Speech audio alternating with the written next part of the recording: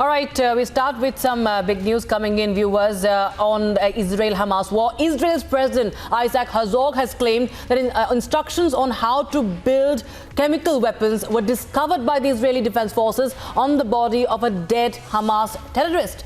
In an interview, Isaac Herzog showed what he said was information discovered by Israeli troops and claimed the plans were found on a USB drive discovered from the dead terrorist. That is a big update that is coming in on right now, viewers. This is something that is very, very serious. You know, the use of chemical weapons is a serious war crime. My colleague Alisha Nair and Gursimran Singh, tracking all the developments from Ground Zero, are back with us on the broadcast. Gursimran, this of course amounts to a war crime, a very, very serious war crime. If at all this is true, if at all there is intention to use chemical weapons, what more details can you tell us?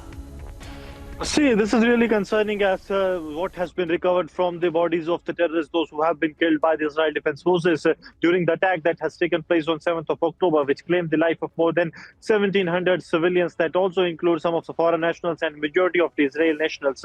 Important to mention that what the terror group Hamas is doing, they are going on to the lines of what the ISIS has done in the past 1 decade. The brutality and the modus operandi all remain same for the IS of the Hamas when it is compared to the ISIS. And now the use of the chemical weapons that has come into fore. The Isaac Herzog, who happens to be president of the State of Israel, has spoken and shared some of the key evidences. This has come not a mere hearsay, but after the thorough investigation that has been done by the Shin, but also the other investigating agencies of the Israel Defense Forces and the Israel authorities. And this is really concerning because we have seen that these terror groups, they are now stooping to a new low each passing day. And this is really concerning, that the chemical weapons being made by the Hamas terror group. If it happens, this is going to have serious implications, not with respect to the state of Israel, but also to the security and the sovereignty of the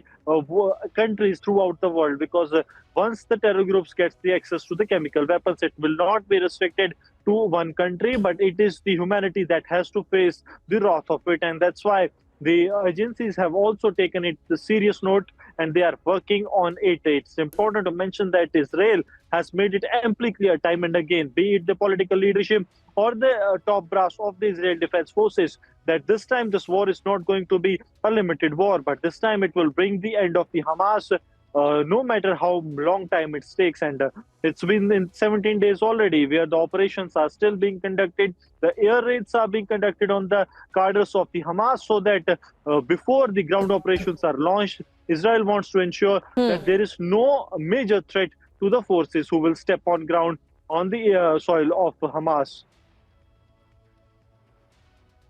Right, Gursimran, even Alisha continues to be with us on the broadcast. Alisha, if I could come to you, what details can you share with us about what the Israeli president has said? Because he's also mentioned Al-Qaeda. He has mentioned how this is official Al-Qaeda material, showing how to use cyanide, building a weapon with cyanide. He, in fact, very clearly, he has said it's all Al-Qaeda material, official Al-Qaeda material, and they're dealing with ISIS, Al-Qaeda and Hamas. Take us through the context of this, please, Alisha. Sakshita, it's a president who has clearly mentioned that they have been using and it's an Al-Qaeda chemicals that has been used. And this is not the first time, but we have been hearing since the beginning whether even Prime Minister Benjamin Netanyahu has mentioned that Hamas is nothing but an ISIS and they should be treated like one. And even so, the IDF has also made it very much clear that the top priority is to eliminate a terrorist.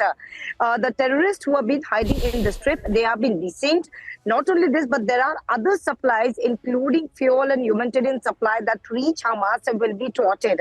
This is the clear message that has been given by IDF in a press conference. And we know that since then there are a counter attack that has been ongoing. There are artilleries, Markavas, as well as the tank that has been used in the Gaza Strip. But still, the concern is the civilian. They are still waiting for the people to be evacuated, and IDF is making a full effort to get the people back to the safer side, so that IDF will go with the ground offensive. And they are just waiting for the final confirmation. They are just waiting for a green signal. It's just just a matter of civilians who are being tried there, because Hamas from the beginning has been using a human shield. And there were many of the people, since the Hamas has shielded with the attack, they have started with the war on October 7th. They have been taking the people to the Gaza Strip as a human shield. But what the IDF has clearly mentioned, that they will locate and search for information of the missing people as well as the abductants. And they have been trying to get in touch with the people who have been missing, the family members. But as far as the attack from the IDF is concerned, well, yes, there are constantly efforts to clean the area.